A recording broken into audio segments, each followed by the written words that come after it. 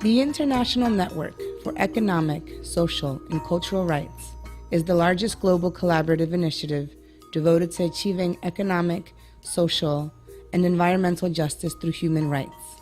The network was founded in Thailand in 2003 from the bottom up, led by and resting upon the rich experiences of hundreds of organizations, social movements, grassroots groups, and individual activists from around the world, seeking to work together in the struggle for economic, social, and cultural rights. ESCR-Net's Social Movements and Grassroots Working Group was formed by social movements and grassroots leaders to share information and strategies to strengthen local work, build ties of greater collaboration, and develop a collective voice. The working group gathered in Kenya in late 2008 to reflect and build upon these foundations.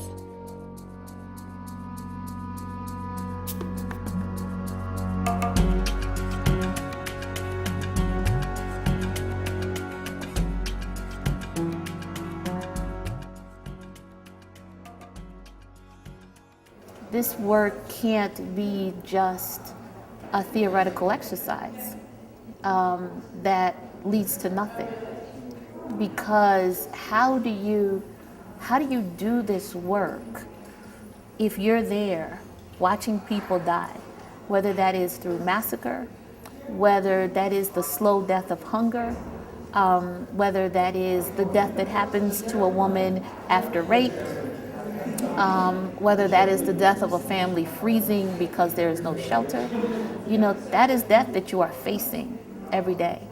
And that is not to say that people that are in NGOs or in academia that are doing powerful work and that have great commitments aren't of value. But there is a different context when you go to your office versus when you are walking through your community and being confronted by death every day.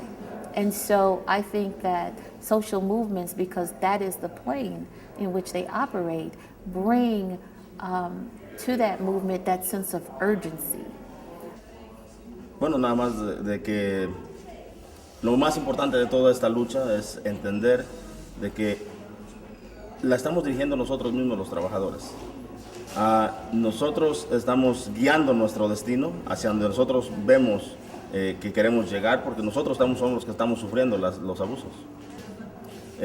Y el lograr que ya 3 corporaciones multinacionales estén trabajando con nosotros y que por primera vez estén sacando dinero de sus bolsas para pasar a la persona más abajo en su cadena de producción es histórico. Entonces, sí se puede hacer un cambio y lo estamos haciendo desde la raíz, desde la base. I think social movements provide an essential component of the equation. Not the only component, but a critical, necessary component, because without social movements on the ground, pushing, educating, and making these real, there's no implementation of all these rights that are written on papers and filed away in air-conditioned offices in big cities where people are driving home in their SUVs after work.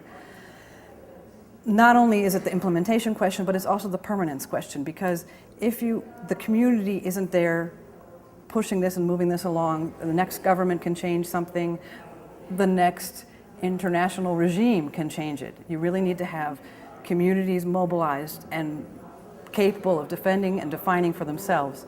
Otherwise, it's not permanent, it's not sustainable, and it's not implementable.